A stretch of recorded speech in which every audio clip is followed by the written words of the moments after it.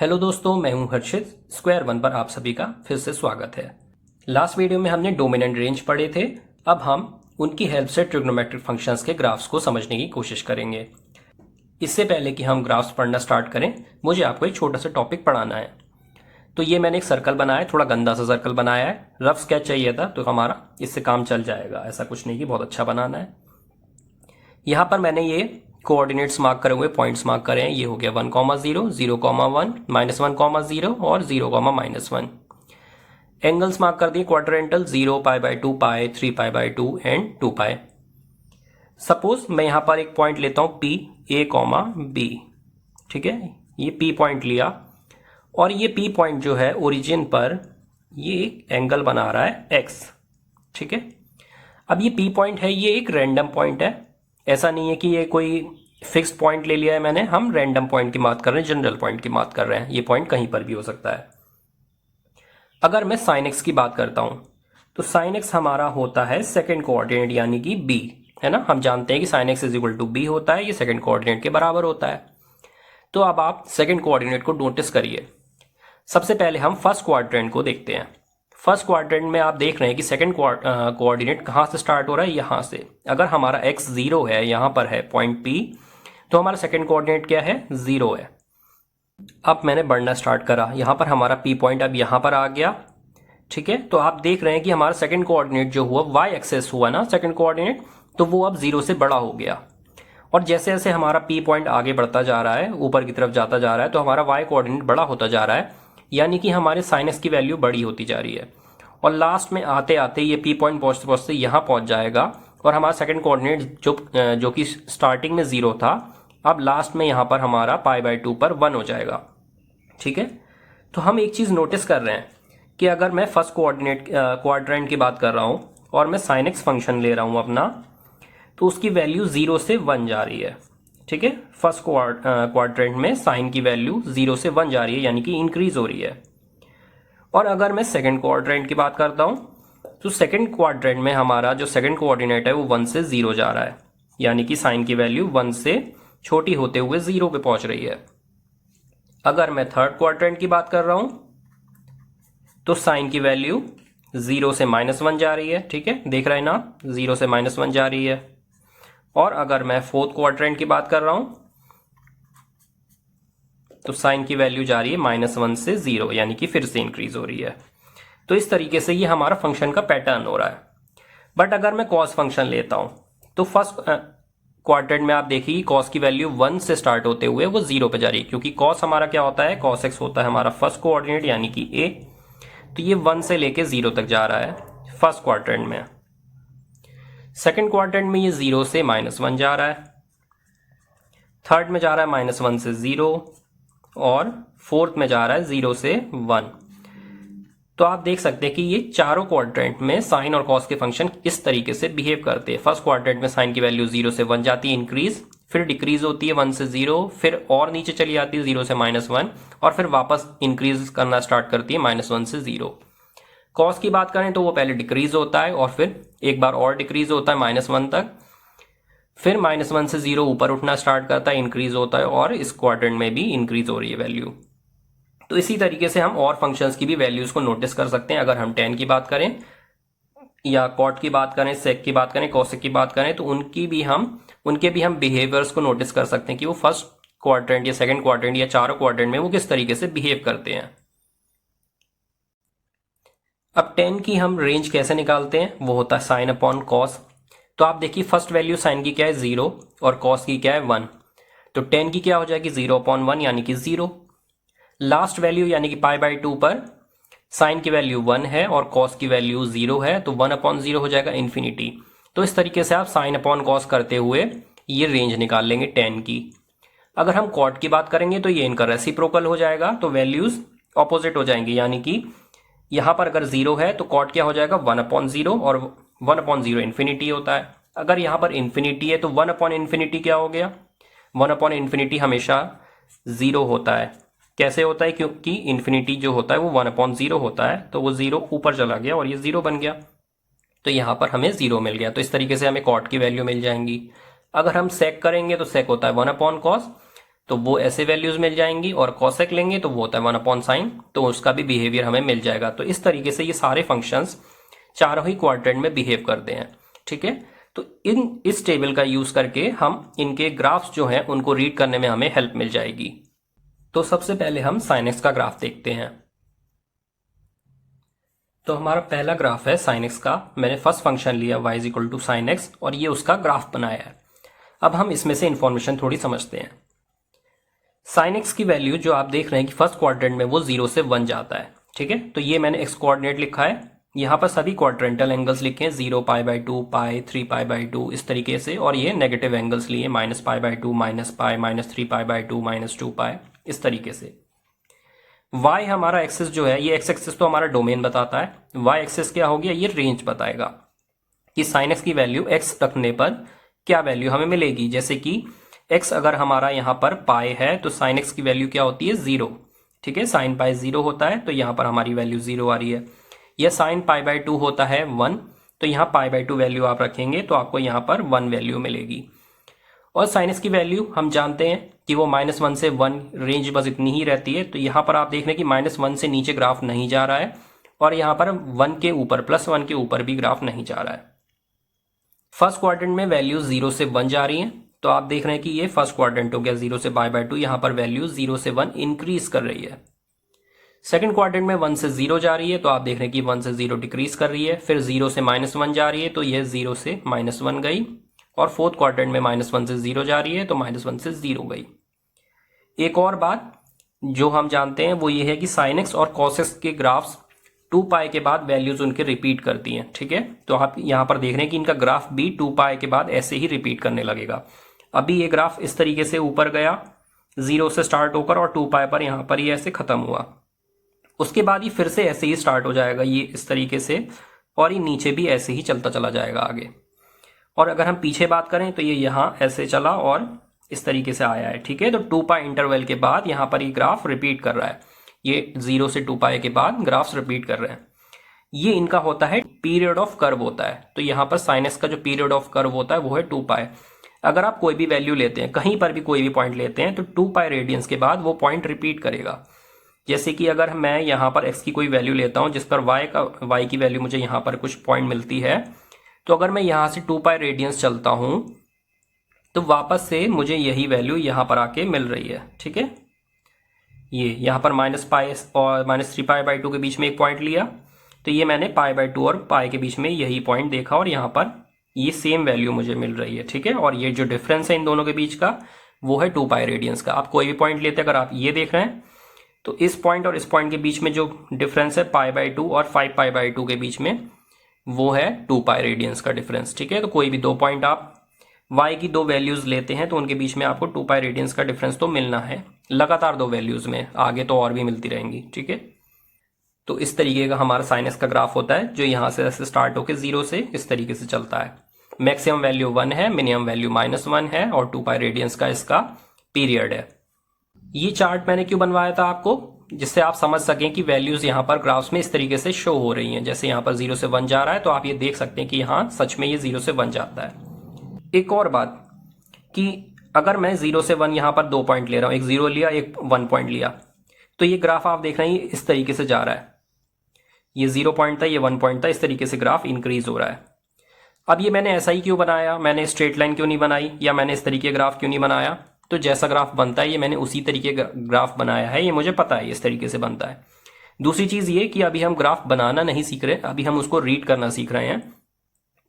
किसी भी ग्राफ को बनाते कैसे हैं, किसी फंक्शन के कर्व को हम कैसे बनाते हैं, ये हम लिमिट्स, कंटिन्यूटी, डिफरेंशिएबिलिटी जब हम क्लास 12 में पढ़ेंगे तब हमें समझ में आएगा कि ये फंक्शंस के ग्राफ्स जो हैं ये इस तरीके से क्यों बन रहा है, किसी और तरीके से क्यों नहीं बन रहा, या दूसरे तरीकों से क्यों नहीं बन रहा, ये हम तब सीखेंगे। अब अगर मैं दूसरा फंक्शन लेता हूँ y = cos x, वो मैं इसी में बना दे रहा हूँ क्योंकि आपको डिफरेंस समझ में आ जाएगा sin x और cos x में क्या जरा सा डिफरेंस है, कोई खास अंतर नहीं है। तो ये मैंने cos x का ग्राफ बनाया है। यहाँ पर आप देख रहे हैं कि cos x की वैल्यू जो है वो फर्स्ट क्वाड्रेंट में 1 से 0 जाती है, तो ये 1 से 0 जा रहा है। सेकंड क्वाड्रेंट में 0 से -1 जाती है, तो ये 0 से -1 गया, फिर ये गया -1 से 0 और 0 से 1, तो ये इस तरीके से बिहेव करता है। तो cos x का ग्राफ भी sin x के ग्राफ की तरह ही बनता है, डिफरेंस ये है कि बस इसका ग्राफ π/2 रेडियंस लेफ्ट में है और साइनस का ग्राफ π/2 रेडियंस राइट में है, थोड़ा सा शिफ्ट कह सकते हैं आप। तो ये भी इसी तरीके से ही बनता हुआ जाता है, यूनिफॉर्म दोनों के ग्राफ्स हैं, इसी तरीके से चलते हैं। दोनों के ग्राफ्स में कोई खास डिफरेंस नहीं है, सिर्फ π/2 रेडियंस का अंतर है। और दोनों का ही जो पीरियड है यानी कि पीरियड ऑफ कर्व है वो दोनों ही ग्राफ्स का 2π रेडियंस है। तो 2π रेडियंस का दोनों का पीरियड ऑफ कर्व है, ये आपको ध्यान रखना है। तो अगर आपको sin x या cos x का ग्राफ कोई बनाने को कहे तो आप इस तरीके से उसके ग्राफ्स को बना सकते हैं। अगर हम tan x का ग्राफ देखें तो वो कुछ इस तरीके से बनता है, ठीक है। tan x की वैल्यू जो 0 से π/2 के बीच में होती है वो 0 से इन्फिनिटी में इंक्रीज करती है। तो यहाँ पर ये वैल्यू हमारी y की जो 0 से स्टार्ट होती है और ये इस तरीके से इन्फिनिटी की तरफ बढ़ता चला जा रहा है, ये इस लाइन को कभी टच नहीं करेगा, ठीक है। तो यहाँ पर हम देख सकते हैं कि tan 90 जो है इन्फिनिटी होता है, तो यानी कि ये इन्फिनिटी रिप्रेजेंट करेगा, इसीलिए ये कभी इस लाइन को टच नहीं करेगा, क्योंकि जहां पर टच करेगा वो हमें पॉइंट मिल जाएगा। इसीलिए हम ये शो कर रहे हैं कि ये इसके पास जाता जा रहा है, बट ये कभी टच नहीं कर पा रहा है। अगर हम tan -π/2 देखते हैं तो वो होता है माइनस इन्फिनिटी, ठीक है। तो वो ग्राफ इस तरीके से जा रहा है माइनस इन्फिनिटी की तरफ।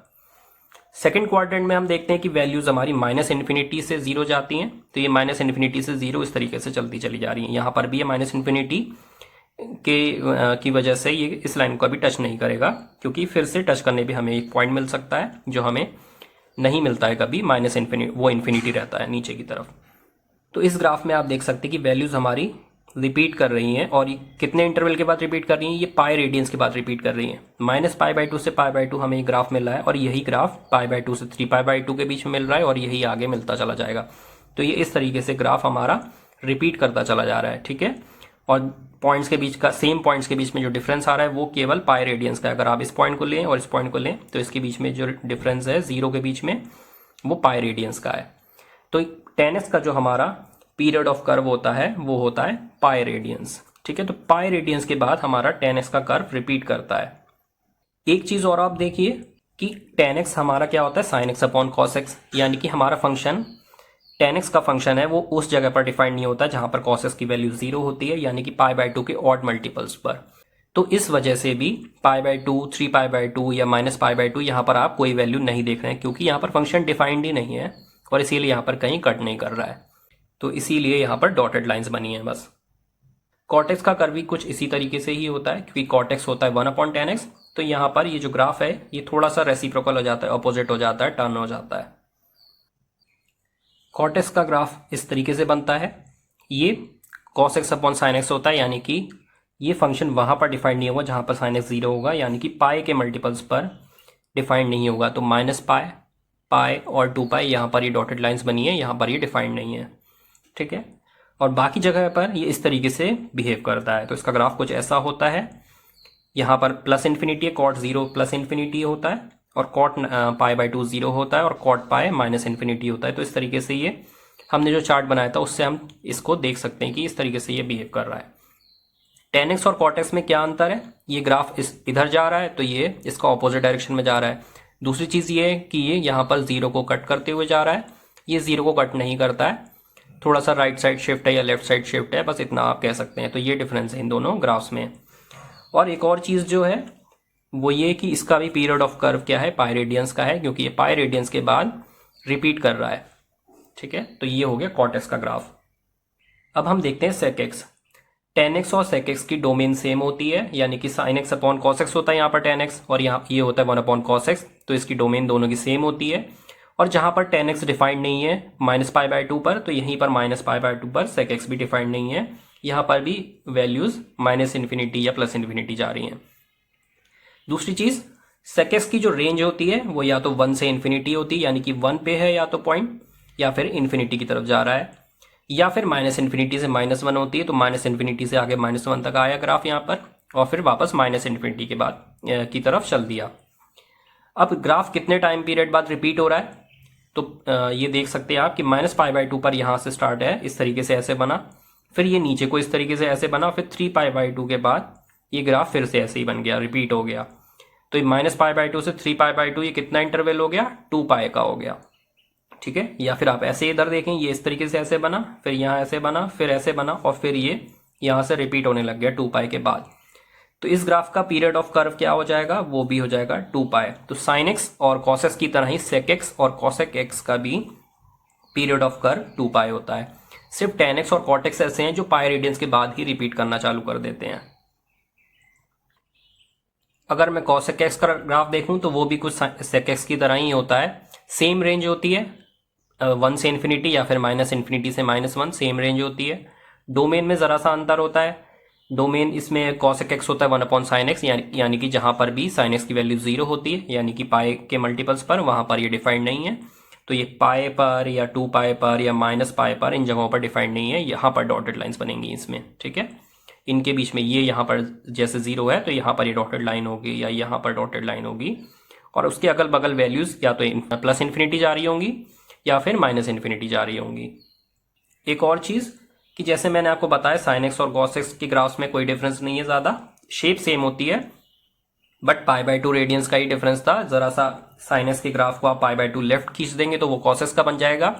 इसी तरीके से अगर इनके रेसिप्रोकल लेते हैं कॉसेक एक्स और सेक एक्स, तो कॉसेक एक्स के ग्राफ को अगर आप π/2 रेडियंस लेफ्ट खींच देते हैं तो वो सेक एक्स का ग्राफ बन जाता है। तो इनमें π/2 रेडियंस का ही ज़रा सा डिफरेंस है। और जो पीरियड ऑफ कर्व है वो कॉसेक एक्स का भी 2 पाई रेडियंस है। तो साइन एक्स कॉस एक्स और इनके रेसिप्रोकल्स का जो पीरियड ऑफ कर्व है वो 2 पाई रेडियंस का है। इतने रेडियंस के बाद ये रिपीट करते हैं। और टेन एक्स कॉट एक्स का जो पीरियड ऑफ कर्व है वो पाई रेडियंस का है, पाई रेडियंस के बाद ये रिपीट करते हैं। तो ग्राफ से हमने ये समझ लिया कि ये जो फंक्शंस है ट्रिग्नोमेट्रिक फंक्शंस, वो किस तरीके से बिहेव करते हैं, किस तरीके से उनकी वैल्यूज आती हैं, और उनका जो पीरियड ऑफ कर्व है वो पाई क्यों है या 2 पाई क्यों है, ये हमने समझ लिया। अब हम क्लियर है कि हाँ, अगर हम पीरियड ऑफ कर्व बोलते हैं या इसके बाद अगर हम ये ऐसे कहते हैं कि पाई रेडियंस के बाद या 2 पाई रेडियंस के बाद इनकी वैल्यूज रिपीट करेंगी, तो वो अब हमने प्रूफ देख लिया है कि हाँ भाई सच में ये ऐसे वैल्यूज रिपीट कर रही है, ये कोई हम ऐसे ही फर्जी बातें नहीं कर रहे हैं। तो अब हम कुछ क्वेश्चंस करते हैं और रिकॉल करते हैं पहले तो कि अभी तक हमने कुछ चीज़ें पढ़ी हैं, कुछ फॉर्मूले पढ़े हैं, वो कौन से पढ़े हैं वो देखते हैं। तो cos x is equal to cos minus x होता है। तो पॉजिटिव एंगल और नेगेटिव एंगल का जो कॉस होता है वो सेम होता है, जबकि साइन में अगर हम एंगल का साइन चेंज करते हैं तो साइन की वैल्यू में भी साइन चेंज हो जाता है, ठीक है। तो sin x is equal to sin negative x ले रहे हैं तो माइनस लगा देंगे हम यहाँ। एक चीज और पढ़ी ASTC ये पढ़ा था हमने, यानी कि फर्स्ट क्वाड्रेंट में सभी पॉजिटिव है, ऑल पॉजिटिव, सेकंड में साइन और कॉसेक इसका रिवर्स, और थर्ड क्वाड्रेंट में टेन और इसका रिवर्स कॉट, और फोर्थ क्वाड्रेंट में कॉस और इसका रिवर्स सेक पॉजिटिव होते हैं। ये चीज हमने पढ़ी। और क्लास 10 में हमने ये कुछ फॉर्मूले पढ़े थे, जैसे कि sin square x plus cos square x is equal to 1 plus tan square x is equal to sec square x, और 1 plus cot square x is equal to cosec square x. तो अब हम इनका use करके और इसका use करके हम क्वेश्चंस को सॉल्व करते हैं। तो हमारा फर्स्ट क्वेश्चन है, if cos x is equal to -3/5, x lies in the third quadrant, find the values of other 5 trigonometric functions. तो सबसे पहले तो हमें cos x is equal to -3/5 ये दिया हुआ है, ठीक है। और ये बताया हुआ है कि x lies in the third quadrant, यानी कि ASTC अगर मैं लिखता हूँ, थर्ड क्वाड्रेंट का मतलब है कि यहाँ पर x है हमारा, और यहाँ पर टेन और इसका रिवर्स यानी कि कॉट, ये दोनों ही पॉजिटिव होते हैं, बाकी सब नेगेटिव होते हैं। यहाँ तो आप देख सकते हैं कि इसमें कॉस की वैल्यू उन्होंने नेगेटिव दी है, ठीक है। तो इसका मतलब ये बात तो सही है। अब हमें इसकी हेल्प से बाकी सभी ट्रिग्नोमेट्रिक फंक्शंस कैलकुलेट करने हैं। तो सबसे पहले तो कॉस का रिवर्स क्या होता है, सेक, ठीक है। तो हमें सेक एक्स तो डायरेक्ट मिल गया 5/3, और ये भी नेगेटिव होगा, ठीक है, क्योंकि थर्ड क्वाड्रेंट में है तो यहाँ पर सेक एक्स भी नेगेटिव होता है, तो माइनस लगाए, और डायरेक्टली हम नेगेटिव ये रेसिप्रोकल कर रहे हैं तो हमें नेगेटिव तो मिल ही रहा है। अब हम निकालते हैं साइन एक्स, ठीक है। और साइन एक्स निकालने के लिए हम इस आइडेंटिटी का यूज करेंगे, sin square x plus cos square x is equal to 1। इसकी हेल्प से हमें मिल जाएगा sin square x is equal to 1 minus cos square x. थोड़ा सा फेरबदल करके, थोड़ा सा चेंज करके मैंने इसको लिखा है ये। तो साइन एक्स हो जाएगा √1 माइनस कॉस स्क्वायर एक्स, ठीक है। ये अंडर रूट कर दिया, यहाँ पर दोनों तरफ स्क्वायर था तो मैंने अंडर रूट कर दिया। अब यहाँ पर कॉस एक्स की वैल्यू आप लगाओ, अंडर रूट है, कॉस स्क्वायर एक्स हो जाएगा ये -3/5 का स्क्वायर करोगे ये हो जाएगा 9/25। फिर एलसीएम ले लो, ये हो जाएगा √16/25, और अंडर रूट करने पर आपको मिलेगा +-4/5। अब साइन एक्स की तो दो वैल्यू आ रही है, क्योंकि अगर आप अंडर रूट करते हो तो आपको दो साइन मिलते हैं, एक तो प्लस मिलता है और एक माइनस मिलता है। बट इन दोनों ही वैल्यूज में से कौन सी वैल्यू सही है, पॉजिटिव वाली सही है या नेगेटिव वाली सही है। तो इसके लिए हमें फिर से इस पे नजर डालनी होगी। थर्ड क्वाड्रेंट में है एक्स, यानी कि यहाँ पर साइन नेगेटिव होता है, तो जो हमें साइन एक्स की वैल्यू मिलेगी वो नेगेटिव मिलेगी और वो मिलेगी -4/5। तो प्लस वाली वैल्यू वो गलत है, वो हम नहीं लेंगे। तो साइन एक्स हो गया हमारा -4/5 और कॉसेक एक्स इसका रिवर्स होता है, तो ये हो जाएगा -5/4। ठीक है, तो हमें क्या मिल गया, कॉस एक्स तो हमें मिला हुआ था पहले से, सेक एक्स मिल गया, साइन एक्स मिल गया, हमने साइन एक्स इस आइडेंटिटी से कैलकुलेट कर लिया, फिर हमें कॉसेक एक्स मिल गया। अब आप बताइए हम tan x कैसे निकालें। तो tan x के लिए हम क्या करेंगे, sine x upon cos x कर देंगे। ठीक है, इनकी वैल्यूज रख देंगे। साइन एक्स की वैल्यू क्या आई है हमारे पास, -4/5 और कॉस एक्स की क्या दी है, -3/5। ये डिनोमिनेटर तो दोनों के ऐसे कैंसिल हो गए, माइनस माइनस प्लस हो गया, आंसर हमें मिल गया 4/3। और अगर हम कॉट एक्स की बात करते हैं तो ये इसका रेसिप्रोकल हो जाएगा 3/4। तो केवल tan x और कॉट एक्स ही पॉजिटिव आ रहे हैं क्योंकि ये थर्ड क्वाड्रेंट में है x, बाकी सभी नेगेटिव आ रहे हैं। तो इस तरीके से हम कैलकुलेट कर सकते हैं। अगर आपको कोई वैल्यू, एक फंक्शन दिया है, एक फंक्शन की वैल्यू दी है और बाकी सब कैलकुलेट करने हैं, तो इनमें से देख लीजिए वो फंक्शन कौन सा है। ये 3 आइडेंटिटीज रिकॉल करिए, देखिए कि इनमें से क्या कोई फंक्शन हमें दिया हुआ है। अगर tan x दिया है तो आप यहाँ से tan x की वैल्यू रख के sec x की वैल्यू निकाल सकते हैं। 1 + tan² x करेंगे, अंडर रूट कर देंगे, sec x की वैल्यू मिल जाएगी। क्वाड्रेंट चेक करेंगे, कौन सा क्वाड्रेंट है। अगर पॉजिटिव होगा sec x की वैल्यू वाला होगा, जहां पर sec x पॉजिटिव होता है यानी कि फोर्थ क्वाड्रेंट, तो पॉजिटिव लेंगे, बाकी जगह नेगेटिव ले लेंगे। ठीक है, तो ये एक एग्जाम्पल मैं बता रहा हूं बस। या cot x की वैल्यू दी है या cosec x की वैल्यू दी है, तो आप इसकी हेल्प से cot x निकाल सकते हैं। ठीक है, तो आप इन दूसरे फंक्शंस को निकाल सकते हैं सभी को। अगर आपको एक मिल जाएगा तो दूसरे बाकी सभी फंक्शंस मिल सकते हैं। एक और मेथड से आप इस क्वेश्चन को कर सकते हैं, चलिए देखते हैं। फिर से यही क्वेश्चन देखते हैं हम। cos x = -3/5 ये हमें दिया हुआ है और साथ में हमें दिया है कि x lies in the third quadrant, यहाँ पर x है। ठीक है, तो अब हम दूसरा मेथड देखते हैं। पहली बात तो हम जानते हैं कि cos x जो होता है वो होता है बेस अपॉन हाइपोटेन्यूज। क्या होता है, बेस अपॉन हाइपोटेन्यूज। तो एक हम ट्राइंगल ऐसी रफ डायग्राम बनाते हैं। ये होता है परपेंडिकुलर, ये होता है बेस और ये होता है हाइपोटेन्यूज। हाइपोटेन्यूज हो गई ये सबसे लंबी साइड, टेढ़ी वाली, स्लांट वाली, और यहाँ पर 90 डिग्री बनता है। तो एक तरफ की साइड को हम परपेंडिकुलर मान लेते हैं, दूसरी तरफ की साइड को, नीचे वाली साइड को हम बेस मान लेते हैं। cos x है बेस अपॉन हाइपोटेन्यूज, तो हमारा बेस क्या हो गया, 3 हो गया। ठीक है, -3 नहीं लेंगे, 3 लेंगे केवल, और हाइपोटेन्यूज हमारा क्या हो गया, ये हो गया 5। अब हम परपेंडिकुलर कैलकुलेट करने की कोशिश करते हैं। तो एक थ्योरम होती है पाइथागोरस थ्योरम, जो आपने पहले पढ़ी होगी, जिसके अकॉर्डिंग ये होता है कि परपेंडिकुलर का स्क्वायर प्लस बेस का square is equal to hypotenuse का स्क्वायर, ये होता है उसमें। तो अब आप बेस की वैल्यू रख दो 3, -3 नहीं 3 रखनी है केवल हमें, माइनस साइन हम बाद में देखेंगे कि उसका हमें क्या करना है।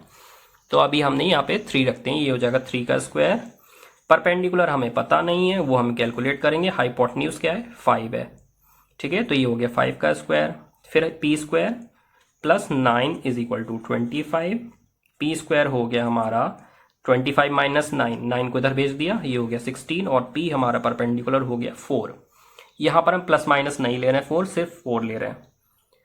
अब हम इसकी हेल्प से, अब हमें परपेंडिकुलर भी पता चल गया, ये आ गया 4, बेस हमारा 3 पहले से था और हाइपोटेन्यूज भी पहले से 5 हमें पता था। एक्चुअली ये एग्जैक्ट इनकी लेंथ नहीं होती है, ये 3x 4x 5x इस तरीके से हम सपोज करते हैं। तो मैं x नहीं लिख रहा क्योंकि ये बाद में कैंसिल ही हो जाते हैं। आप 3x और 5x इनको लेंगे तो x कैंसिल हो जाते हैं, तो उसका कोई लिखने का फायदा नहीं होता है। रफ कर रहे हैं हम, तो ये x लिखने का कोई ऐसा कोई खास फायदा नहीं होता है। आप इनको डायरेक्ट 3 4 5 ही लीजिए। साइन एक्स अगर हम लेते हैं तो साइन एक्स होता है परपेंडिकुलर अपॉन हाइपोटेन्यूज। तो परपेंडिकुलर है हमारा 4 और हाइपोटेन्यूज फिर से है 5। अब हम साइन एक्स की वैल्यू पॉजिटिव आएगी या नेगेटिव आएगी ये चेक करने के लिए ये चीज देखते हैं कि एक्स कौन से क्वाड्रेंट में है, थर्ड क्वाड्रेंट में है। थर्ड क्वाड्रेंट में साइन एक्स नेगेटिव होता है, इसीलिए साइन की वैल्यू -4/5 आई है। और ये जो हमने पिछले मेथड से करा तब भी हमारी साइन की वैल्यू -4/5 आई। सेक एक्स और तो कॉस एक्स को रिवर्स करके मिल ही जाएगा -5/3, और इसी तरीके से कॉसेक एक्स साइन एक्स को रिवर्स करके मिल जाएगा -5/4। tan x देख लेते हैं, tan x हो जाएगा sin x upon cos x, तो वो हो जाएगा sin x हो जाएगा -4/5 और cos x हो जाएगा -3/5, और आंसर आ जाएगा 4/3। तो 10x मिल गया, और 10x मिल गया तो cot x मिल गया, रेसिप्रोकल कर लो। तो ये सिंपल सा मेथड ये भी है। तो आप दोनों मेथड में से कोई भी यूज कर सकते हैं। या तो आप आइडेंटिटी का यूज करिए, कोई एक वैल्यू निकाल लीजिए और उसकी हेल्प से बाकी वैल्यूज निकालते चले जाइए। या फिर आप क्या करें कि आपको जब कोई भी फंक्शन दिया होगा तो परपेंडिकुलर, बेस, हाइपोटेन्यूज, उन दोनों में से दो चीजें तो आपको दी होंगी, न्यूमरेटर डिनोमिनेटर में से परपेंडिकुलर, बेस या हाइपोटेन्यूज में से कोई दो चीजें आपको दी होंगी। तीसरी आप पाइथागोरस थ्योरम, जो कि ये होती है, इसकी हेल्प से आप कैलकुलेट कर लेंगे। परपेंडिकुलर का स्क्वायर प्लस बेस का square is equal to hypotenuse का स्क्वायर। इनमें आप वो दोनों वैल्यूज रखेंगे, आपको तीसरी वैल्यू मिल जाएगी अंडर रूट करने पर। प्लस माइनस साइन यहाँ पर कुछ नहीं देखना है, वो देखना कहाँ पर है, जब हम अपना बाकी के ट्रिग्नोमेट्रिक फंक्शंस को डिफाइन करेंगे तब हम देखेंगे कौन से क्वाड्रेंट में हमारा x है और उसके अकॉर्डिंग हम प्लस माइनस साइन लगाते चले जाएंगे। ये चीज करनी है। अब ये एक क्वेश्चन आपके लिए प्रैक्टिस के लिए है। cot x is equal to -5/12, x lies in second quadrant. इनकी हेल्प से आपको बाकी के अदर 5 ट्रिग्नोमेट्रिक फंक्शंस निकालने हैं। आपको जो मेथड सही लगता है आप उसका यूज करके इस क्वेश्चन को सॉल्व कर सकते हैं। आइडेंटिटी का यूज करना है तो वो करिए, उसकी हेल्प से क्वेश्चंस को सॉल्व कर लीजिए। या फिर अगर आपको पाइथागोरस वाला फॉर्मूला आपको सही लग रहा है, वो इजी लग रहा है, तो उससे कर लीजिए। अब आज बहुत दिनों बाद आपको एक प्रैक्टिस क्वेश्चन मैंने दिया है, तो इसको अच्छे से ट्राई करिए। कुछ और क्वेश्चंस ऐसे ही आपकी बुक में होंगे, उनको भी ट्राई करिए, देखिए आपसे सॉल्व हो रहे हैं या नहीं हो रहे हैं। कोई दिक्कत आती है तो कमेंट सेक्शन में आप मुझसे पूछ सकते हैं, और नेक्स्ट वीडियो में मैं इसका सोल्यूशन तो दूंगा ही। अब इस वीडियो के बाद से आपको बहुत सारी आइडेंटिटीज मैं पढ़ाऊंगा। पिछले 3 वीडियो से तो सिर्फ आपको बस थोड़ी थ्योरी टाइप ही पढ़ा रहा था, कुछ ज्यादा आइडेंटिटीज पढ़ाई नहीं है। नेक्स्ट वीडियो से हम ज्यादा आइडेंटिटीज पढ़ेंगे और उन पर बेस्ड क्वेश्चंस को करेंगे। नेक्स्ट वीडियो में हम मिलते हैं इस क्वेश्चन के सोल्यूशन के साथ। मेरे साथ बने रहने के लिए आप सभी का शुक्रिया। Save water and follow square one, your home for learning.